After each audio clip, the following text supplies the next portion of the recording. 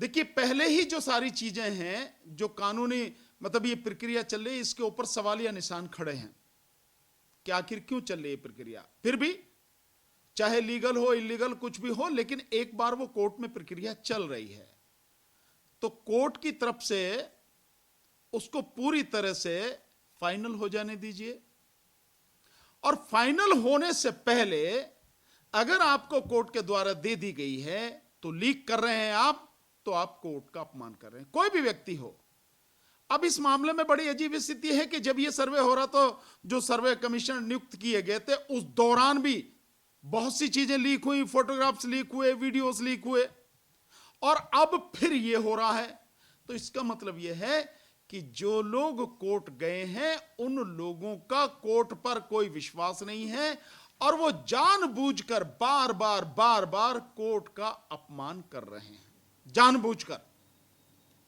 मैं मानता हूं कोर्ट को इस पर संज्ञान लेना चाहिए और जो लोग गए हैं कम से कम उन्हें इतना धैर्य भी होना चाहिए और कोर्ट का सम्मान उनकी नजर में इतना होना भी चाहिए कि कोर्ट का फैसला आने दें, तभी सारी चीजें लोगों के सामने आए।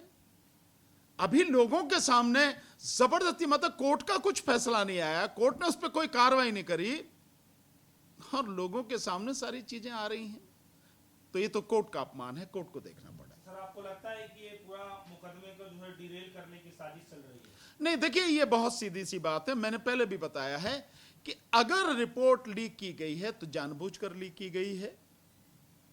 दूसरा, जो लीक की गई है वो सिंपल इसलिए है कि उससे पहले, अदालत का फैसला आने से पहले पूरे माहौल को ऐसा बना दो आप, हल्ला मचा के, क्योंकि गोदी मीडिया और मोदी मीडिया इस मामले में पूरी तरह से सफल रहा है। अब तक इस मामले में पूरी तरह से उनको महारत हासिल है कि तिल का ताड़ कैसे बनाया जाता है और झूठ का पहाड़ कैसे खड़ा किया जाता है और उससे इस देश के माहौल को कैसे गरमाया जाता है, भ्रमित किया जाता है, वो सारी चीजें वो सब जानते हैं, जो उनका काम है।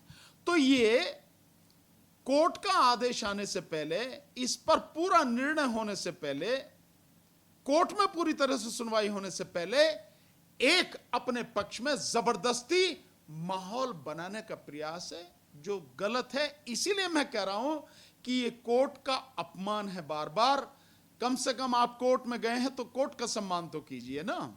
अगर आप कोर्ट का अपमान बार बार करेंगे तो मैं समझता हूं फिर कोर्ट का कोई अर्थ नहीं रह गया।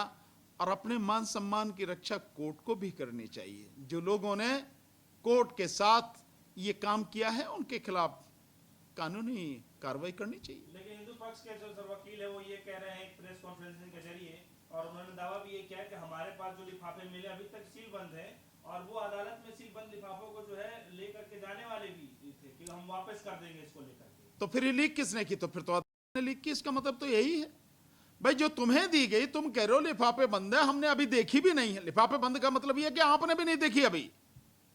तो जब आपने भी नहीं देखी तो लीक कहां से हो गई? क्या रास्ते में लीक हुई है क्या?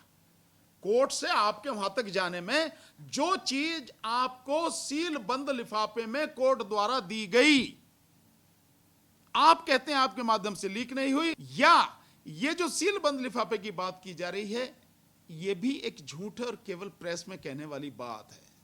क्योंकि लिफाफे ऐसे भी तो खुलते हैं। आपने वो देखी फिल्म, जब वो प्रिंसिपल के कमरे में पर्चा चुराने के लिए जाते हैं, उस पर्चे में पता वो लिफाफे में पर्चा होता है और उस पे जो सील लगी होती है लाख की, रेड कलर की, तो उसको बड़े प्यार से पेन से छुटाते हैं ताकि कहीं भी फटे नहीं, टूटे नहीं। और उसके बाद उसे छुटा के उसमें से पेपर निकाला, फोटो कॉपी करी, उसमें रखा और गोंद से चिपका दिया, फट देसी। तो क्या ऐसी तो बात नहीं है कुछ? पर कुछ भी हो सकता है। यह सब जांच का विषय है, लेकिन इसमें अदालत का मान सम्मान दांव पर लगा है। माननीय अदालत को इसमें बहुत समझदारी के साथ तो है ही, बहुत ही सजगता के साथ काम करना पड़ेगा। सर, अगर ये मान ले कोर्ट ये कह दे कि ये वीडियो जो हमारे सर्वे में था ये वीडियो वहां की नहीं है, हमारे पास जो सर्वे का रिपोर्ट है अभी हमारे पास सेफ है, तो फिर क्या होगा? तो ये तो और भी फॉर्जरी हो गई भाई, ये तो और भी जालसाजी हो गई कि जो कोर्ट के पास है वो ना हो के कोई दूसरी वीडियो दिखाई जा रही है, झूठ बोला जा रहा है, लोगों के सामने एक ऐसी कहानी, ऐसा झूठ परोसा जा रहा है जिसका सच्चाई से कोई लेना देना नहीं है। तो भाई ये तो एक और बड़ा अपराध हो गया। इसलिए तो मैं कह रहा हूं कि कोर्ट को बहुत सजग रहने की जरूरत है और बहुत ही मजबूती के साथ, सख्ती के साथ इस मामले को हैंडल करने और अदालत का मान सम्मान बचाने की जरूरत है। आपको लगता है कि माहौल खराब करना चाहते हैं कुछ लोग? इसमें तो कोई शक ही नहीं है, ये तो माहौल खराब करने के लिए तो हो ही रहा है, अन्यथा इसकी जरूरत ही नहीं थी ये सारी चीजों की। भाई जो जनता के विषय हैं जुड़े हुए, आप उन पे बात कीजिए ना। आप क्यों नहीं करते हैं महंगाई पर बात? आप क्यों नहीं करते हैं बेरोजगारी पर बात? आप क्यों नहीं करते हैं शिक्षा पर बात? आप मेडिकल फैसिलिटीज पर, डॉक्टर, दवा, अस्पताल पर बात क्यों नहीं करते हैं? मजदूरों की स्थिति इतनी बदतर हो रही है, आप उस पर बात क्यों नहीं करते? किसानों की स्थिति बदतर हो रही है, आप उस पर क्यों नहीं बात करते? जो गरीब है उसका जीना दूभर हो गया, आप इस पर बात क्यों नहीं करते? जो पुरानी पेंशन व्यवस्था है, लाखों पुराने जो सरकारी कर्मचारी हैं वो उसके लिए लड़ रहे हैं, आप उनकी बात क्यों नहीं करते? ओआरओपी में आपने लोगों को धोखा दे दिया, आप उस पर बात क्यों नहीं करते? सो जो जनता के इशू हैं उन पे बात करो ना आप।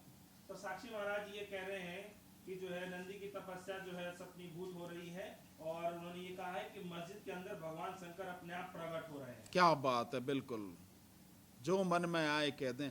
अफसोस कि जो लोग एक सांसद के रूप में देश की सबसे बड़ी पंचायत में, संसद में बैठे हैं, उन्हें भी बात कहने से पहले एक मिनट वो सोच नहीं रहे हैं, जबकि उन्हें सोचना चाहिए जो बात वो कह रहे हैं वो बात कितनी सही और कितनी गलत है।